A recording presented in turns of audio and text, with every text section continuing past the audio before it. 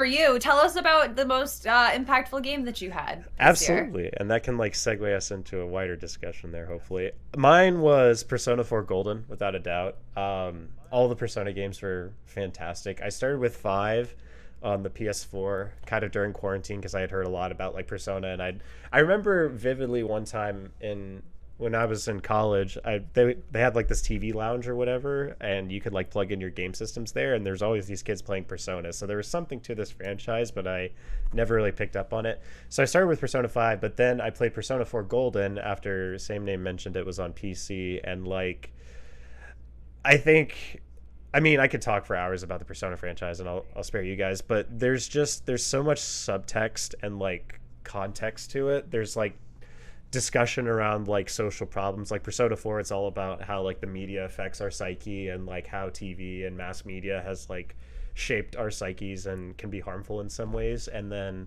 so you whenever you play a Persona game, there's like a couple different depths you can play it with. You can play it just as the surface level, as like a JRPG kind of social sim, or you can like kind of tune your eyes towards the more social commentary aspect of it, and then the game just takes on a whole new depth, and the story takes on so much extra gravitas, and it's fantastic. So I just love the story. I think the cast is amazing. It takes place in rural Japan, so that's why I'm always telling you, like, Paige, please play this game, because Few like, games based out of Japan on the docket tonight. That's amazing. yeah, absolutely. So they know something about making games over in Japan. And then imagine. But I get the feeling that just like based on what I've heard about your experience in Japan, Paige, it's like this is literally like the school that you probably taught at, or it's very similar, and like this is similar to the town that you lived in. So I feel like it would be a big like flashback for you. So that's why I'm like, you should definitely check it out. For sure. Did either play any of the Persona games? I've played Persona 4. Okay. Didn't you play a lot? I played a lot of it. I think I had 80 hours in it, and I wasn't finished. What's the difference with 4 and Golden? Just a remaster. Okay. Yeah, I think it's just a little bit of added content too. I only Maybe have an alternate ending is added, so there's probably now Oh like yeah. 102 endings instead of just 101. Got it. Pretty solid. Probably. I only have about 20 hours in a Persona 4 Golden, or wherever it is. I love the game. Exactly what you're saying is why I enjoy it. It's like so much subtext, and I don't even care about progressing. It's just you get to hear the lore, and it's like, oh, this is so cool. But Voice acting with the dialogue? Yeah. So Okay. at least all the main. Yeah. The important dialogue. Yeah, Yes. I don't think like people, if you talk to them on the side of the street, I don't think they'll say anything. Yeah. No, For yeah. like the main story dialogue, Yeah. it is. I feel There's like that's a big component. Yeah. Which is cool. And there's some big hitters too. Like I think in the English dub, like Johnny Young Bosch, the guy who voiced Ichigo from Bleach, he's one of the characters. And then of course you can play the dub, which is the original Japanese, and it's really well voice acted as well. So, but yeah, it's the other thing I will say. Like Walty was joking about the 102 different endings. There aren't 102 endings, but there's like what Persona fans will call the true ending, which is like the best possible ending, and then there's a couple bad endings, and then like a mediocre ending. Every time you play a Persona game, especially if you're not used to it, I almost certainly get the bad ending. But what's cool about the game is it'll actually tell you to save before you're getting to the end game. So it's like, hey, the story is about to pivot and kind of go to a point of like no return. You probably want to save here, and that's your cue where it's like, okay, I'm probably about to hit the bad ending, but I can just go back to the save point and then redo it. And then I usually go and look up a guide like how to get the true ending, and then I get the true ending, and it's just so much better. So yeah, That's cool. Nice. Very cool. Sounds good. indeed. Same name. Do you want to go back and talk a little bit more about yours? About Stardew? Yeah. Yeah. I love Stardew. It's just so beautiful. What is it Personally- like that really captured you about it? So I wasn't really playing video games just casually. I always just played competitively, and out of watching so many streamers play through Stardew, and Walty told me about it, and I finally bought it around Christmas time, and I just remember playing it late at night and just reading some of the text. I'm like, oh, this game's beautiful. I care, like this character is so genuine, or like a place I would want to live, and that's why I immediately went into this world, and I'm like, I'll spend forever here. Yeah. And I just remember, I think the first week I played it, I ended up taking like 2 like vacation days to not go to work and play the game. That's when you know a game is so good. in love with the game. Yeah. Yes, I I did love that. it. And it's like the first time I dove into a game, like was it Farming Simulator or I would. Yeah. Yeah, so that type of game, it's one of my first ones to ever get into, and it really made me feel happy whenever I was playing it. So Nice. I'm guessing, oh, see, I don't want to spoil her too much. There was a big update that came out, I like sometime last 1.5. year. Yeah. I started the week the game that 1.5 came out, so I never played Nice. before 1.4. Got it. Okay. Very So I do interesting. know about like the what got added. I got to experience that. One of my files is almost perfection already. Nice. 100%. So I'm working on it. Are you the type to reset your day if it doesn't go perfectly? No. Really? No, So you just play it through regardless? Yeah, I have probably like 40 accounts. Okay. Yeah, I do just a lot of restart another speedrunning one. things. I have completed the community center a lot, and Yep. I really enjoy trying to speedrun that, but also doing it kind of casually, not like skipping through, like going to bed at noon. I'm not going to do that. I'm going to try to use my Yeah. whole day, but trying to get everything as fast as possible. Well, Nice. my character stubbed my toe on day 8. Better restart the whole game. Yeah. New No, character. I would totally do that. Yeah, if I took too long to plant on the first day of the season and I I felt like I wasted my time or I started arranging things wrong, I would I would quit like 10, 15 times before I got that first day of the season right. Okay, so like day 1, absolutely. Yeah. Mhm. Yes, that or like day 14 where you only have one more day of planting things before like that rotation's impossible. Yep. Those days I will definitely do a reset, but Yeah. yeah, normally I wouldn't though. I never even thought to do that on any of mine. Interesting. I can't believe you all of you. I'm disappointed. We're dirty Wow. resetters. Bunch of Cheaters. degens. No. Save files. No, you play your games how Save you want to play states. your game. Yeah.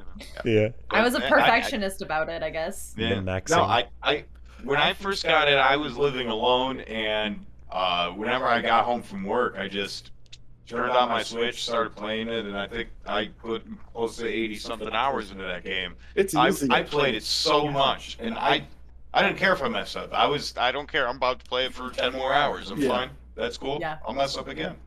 It's awesome. Life goes on. Yeah. Yeah. The That's life goes on.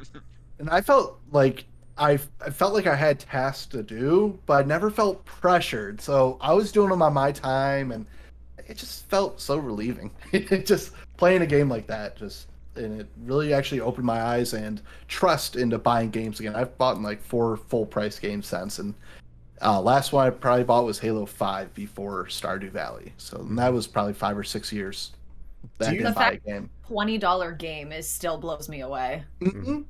Yeah. It is easily worth $60. Yeah. Easily. And there's another one coming out in a couple months, I think. Or have I they was announced a about to date? say, is there any news about that? Uh, It's like the about- chocolatier. Yeah. The Oh, the Chocolatier? Yes. Yeah. He hasn't announced a lot yet because he's working on everything by himself still. He hasn't taken on any workers, so Mm-hmm. I've seen a couple trailers and a couple YouTubers have talked about it, but I'm trying to stay away from the leaks. I don't want to know Yeah. anything about it, and I feel like Stardew made such an impact on me that I'm going to tear Chocolatier apart. And yeah. I'm very scared about that because I want it to be as good as Stardew, if not better, but it really just has to be as Do close. we want to? Do Yeah. we want to take chat questions? Because CGZ still AWN boy had a question. Still Obviously, on we'll boy. Still finish. on boy. Still on boy. We'll take or we'll Yeah, finish this Totally. conversation. If but you see anything good, if you're looking through chat and you see anything that's worth bringing up into the conversation, feel free. Yeah. Absolutely. This He was a mentioned- good question. Yeah, you mentioned the Microsoft Blizzard merger, and I really want to talk about that because Yes. I've been playing a lot of Diablo. But we'll let's keep. have Walty and I talk about our games Yeah. first, and then we'll touch on Sure. that before we get into our games tonight. That Cool. sounds like Sounds let's keep that in mind though, because that popped into my head earlier as well. Yeah. Cool. So cool. Sounds good. Awesome. We love Stardew. It is Mhm. fantastic, It's a great game. and I think there's a. Or go ahead, Paige.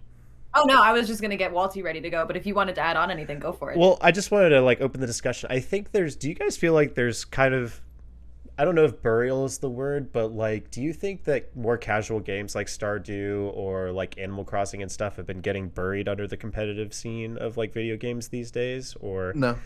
no? Okay. No, I think those games are very successful when they set Agreed. out to do. I just think perhaps I don't know. I think my focus when I'm watching video game content, a lot of time it is competitive, but I know. I mean, I see how the YouTube views for Animal Crossing and Stardew Valley videos. Yeah. They're doing fine. They're doing fine. It's not getting swept under the rug. You know. Absolutely. I just remember there was a. Go ahead. No. Go ahead.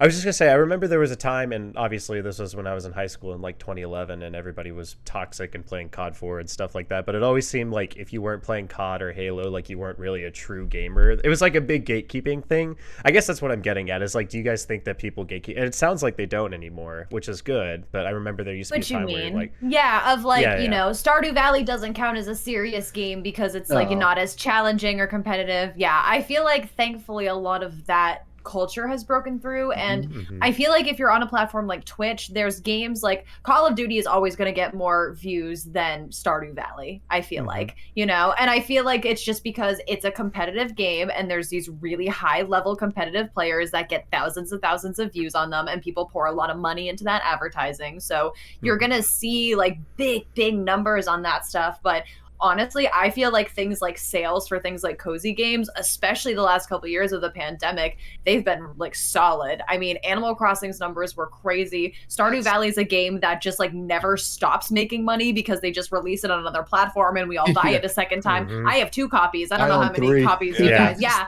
I have, Let's play the game. How many copies of Stardew Valley do you own? That's like part of our I'll own personality 20 chart. if I need to. I have Yeah, one. exactly. So that's so funny. But yeah, Yeah. I think that there's always going to be eyes on esports because there's a lot of money on it and they can do all the advertising. But cozy games, as far as viewership on Twitch and just people playing it at home, I think it's powerful. And I'm so For glad sure. I'm glad that's the move though, because I didn't like it when it was toxic. And I think, not to make it about Mechanyx GG, but that's like a culture like CGZ, you guys are doing it too, but we want to purport like kind of a toxic free environment for all gamers, not just competitive. So like we want to reshape the competitive scene to where it's a lot less toxic. So it wasn't like has said in chat, those Xbox 360 lobbies were brutal. Xbox 360 lobbies were the single greatest like character building experience of my teenage adolescent years. There's nothing like dropping into a lobby and like having your entire family lineage insulted. That gets you tough skin really quickly. But now I'm glad that the industry is moving away from it, and cozy has like its own foothold, or like there's as much of a community for cozy games as there are for like competitive esports. So I think that's what I was trying to get a temp for, and it sounds like that's the direction that we're going in, which I love. So Yeah, and the only thing I'll throw into that really is that I think esports is just like, I think when esports was becoming popular, it's kind of when like nerds were the ones that were playing video games all the time, and then jocks started playing, and that's when the whole like, oh, you play Animal Crossing, you're a loser or something. I think that's when that happens, when we started mixing all the groups together, because video games became more, you know, universal. Mainstream. Mainstream. Everyone's Homogenized. playing it, and then you're just getting all these groups together, and jocks are picking on nerds, and then other, you know, everyone's picking on each other, and it's just everyone's circled together. Yeah. That's a good point. But people are, I think, have grown up a lot, and I mean, I talked a lot of smack when I was a kid, so I don't do it now, and I can see exactly how that works. So Yeah. I mean, there's a certain amount of competitiveness. Like if you're playing like for, let's say you're playing in the LCS, like the League Championship Series for League of Legends, like there's a little bit of like saltiness and stuff that just comes from being a professional player. But like as a semi-pro or casual player, like you don't need to be like that, because like you aren't getting paid to like deal with that sort of thing. So yeah, I don't know. But all that's to say, don't be salty. I don't want to give that as like, oh, A is for Drew said that you can be as salty as you want on the internet, like contradicting everything that he's about now. But yeah, I like a little let's bit. circle back to the circling games, back. too. I'm sorry, Paige. Tell us about. No, it. Walty first. Oh, Walty first. first. I'm sorry. How many What times were has we this talking about? How many times has this happened? Am I talking? Shut up. What am I talking about now? This is two. Tell me more about Yakuza. Tell me why it's a game that really captured your heart last year. Oh, it was easy for me to just keep playing it. The sub stories in those games are ridiculous. They're so much fun, and it was just easy for me to complete every sub story that was available to me before each chapter, or before I moved on to the next chapter. The mini games in it were nuts. There was a kart racing mini game in Yakuza Like a Dragon. It was Mhm. there were so many maps. It took me so long to finish the kart racer achievements. I worked a long time. That was at least 2 of my days played in the game. Was that one? Just grinding cards. Wow. No, maybe not that long, perhaps I Mhm. exaggerate, but there was just so much to do in that game, and I really like the battle system. It's turn-based. I'm a big fan of turn-based Mhm. uh, RPGs, and a lot of RPGs that come out nowadays are not turn-based. It's unless they're going to be like look like SNES games, and that's fine. I like those, but there's Mhm. been a lot of them like that, and I Yeah. like the way this one looked, the way it played, and just I don't know. I love the Yakuza series. It seems I've only played 2 games so far, but it seems really fun. I am excited to play the other If games. I could sum up the best, sorry to interrupt, but if I could sum up the best of the best, and Walty, you'll echo me here, the thing that makes Yakuza great in 2 words, it's one person, one character, but, well, maybe 3 words. Goro effing Majima. Like, I love the character of Goro Majima. You played Yakuza 0, right, Walty? Yeah, yeah. Majima was cool. I I his like Mhm. how he energy like is hand just like fights. yeah. So Mhm. there's a character Goro Majima in the Yakuza series that is just like I think he's from like Kansai or like this really like backwater kind of country area. And his energy is just hilarious, and they like make the games. The great thing about Yakuza, I don't. Did you want to like? So you played Yakuza 0 and Like a Dragon, right, Walty? Yeah, Okay. yeah. So the cool thing about Yakuza, kind of like, I mean, Persona does it really well is too. It basically blends 2 really great concepts together kind of seamlessly. Usually you have like a really like comedic game or like a really over the top like funny game, or you have like a really like dramatic kind of crime scene game. But Yakuza does a really good job of like fusing the 2 together. So like you have this kind of high drama like Yakuza movie going on. There's like battle between the different like families and stuff. But then like Walty said, there's like side quests where you can go and like race go-karts, or like there's one where you help a guy like get a roll of toilet paper in a public bathroom because he like can't. Yeah, the pocket tissues one. Yeah, It the took me a pocket long time to figure tissues. out where the hell to get the pocket It tissues. And then I what they kept call finding. they do call it pocket tissues. That's the literal translation. Yeah. Really? But yeah, that guy was everywhere. He Yep. was all over the place. He's always forgetting. Yeah. Yep. Oh my I goodness. mean, And then there's very like a interesting. Michael Jackson character who's like on set to like shoot a movie or something, but it can't be Michael Jackson because licensing. So it's like they like have this That like was great in value like Zero. off. That was Yeah, Yeah, yeah, Yakuza yeah. 0. I'm talking Yeah. about Yakuza 0. So Mm-hmm. that's another game Nice. that I'd love to watch Paige play because I just want like all the context. Like I feel like I just want to see all the context and like the stuff that I missed because I feel like that's gonna make the game just so much more funny. So Is that on PC? Yeah, Yeah, it's on the Okay. Xbox Game Pass. and Cool. Steam as well. Oh wow. Okay. It's free on the Game Pass. I think it's on Mhm. Steam. Pretty sure. It's on Okay. Steam. That Yep. would be really fun to try out I sometime. think they had like all of the Yakuzas. Yeah, I've been playing them all on Mhm. Game Pass, and it's the reason I still have Game Pass is because there are more Yakuza games for me to play on it. Interesting. there's also a karaoke minigame if I haven't sold you Mhm. already. So Nice. Very, very Japanese of them to include that. yeah. It's They gave surprisingly a big part of Japanese culture, karaoke. Yeah, a lot of like Asian culture, from what I understand, Mhm. like they love the karaoke. So the meme song that was making the rounds, the Baka Mitai, the Dame ya. I'm gonna get DMCA'd here, but that meme song, I don't know if I just sung 2 bars, but I think you guys know the song. That's from Yakuza, so Okay. that's where that got Okay. its start. Interesting. Yeah. Awesome. Paige, All take right, us out. Paige, what about your game?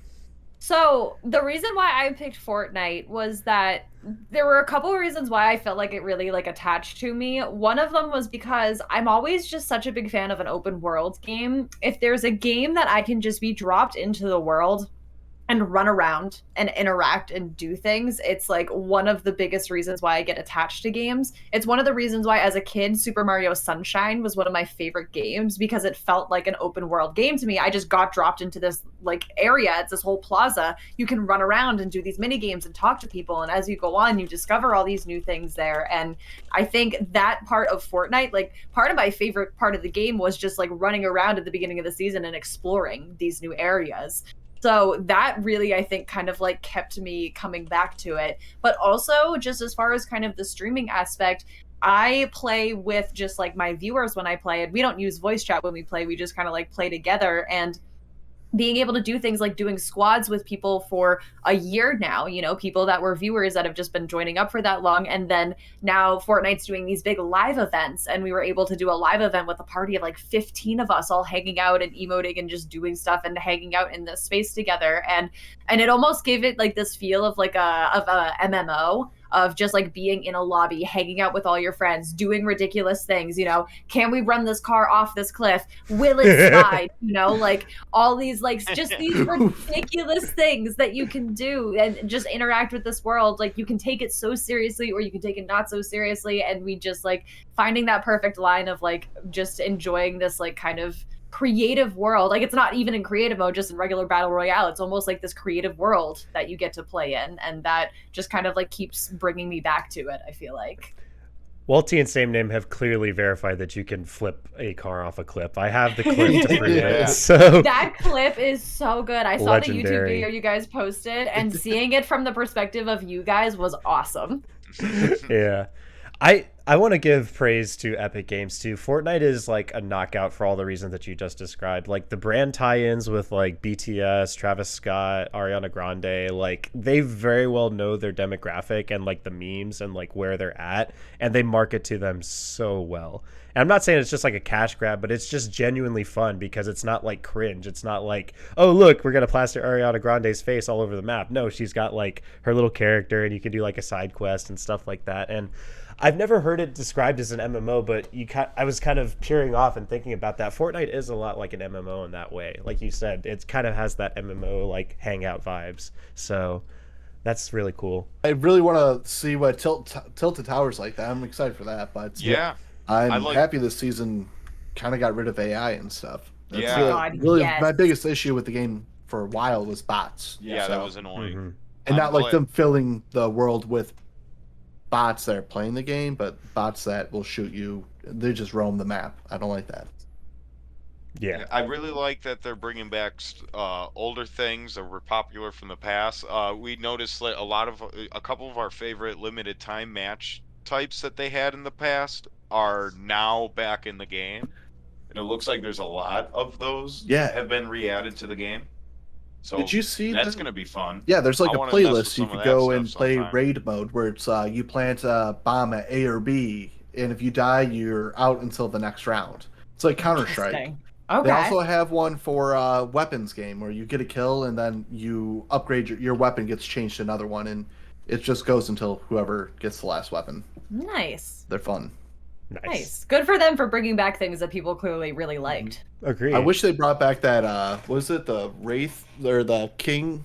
Oh, the King of the is the Storm King. Storm King. Yeah. Oh, yeah. They did that it was a around raid. Halloween. It was really fun. There's 20 people on a team, and all 20 of you would try to kill the king, and nice. it would spawn zombies and stuff. It was a lot of fun. Oh, nice. yeah, Kind of like now I working remember. together. I guess. Yeah. Nice. And like if you were on the other team and you got downed, I could still pick you up because the goal is all of us try as many of us survive as possible. I like that. Yeah, like big MMO vibes. Yeah, It was, that's really exactly. That's like a boss instance, basically. And weapons were just dropping, exactly. and you could build forts, and somebody's like on a turret. Oh, it was really cool. Yeah, I love that.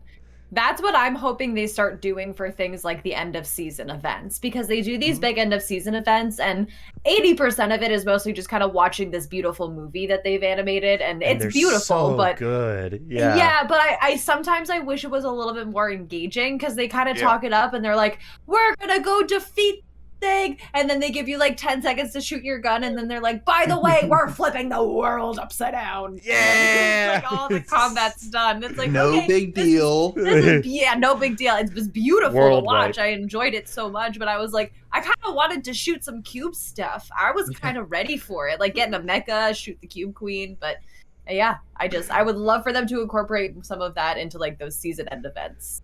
Yeah. Agreed. Okay. We did want to talk about the Blizzard Activision merge, or sorry, the Blizzard Microsoft merger, but we can talk about that next time or whatever. Oh, I think that's fine. Yeah, because we're getting close to 8, so it might be a good time to get set up and get in the game to give us a good couple hours of game time.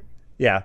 Long story short, I love Blizzard. I think Microsoft's going to be going in a better direction, way better than Activision, but I will do some more research and we can talk about that next week. So Yeah, I know a little bit about it. I know kind of like the headlines and like a couple sentences in, and that's about Yeah. it at this point. So Or let me walk that.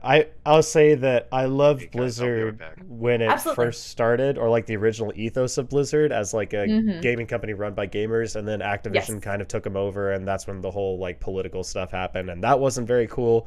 But I think Microsoft is going to help take them in a better direction. So yeah, I hope agree. so.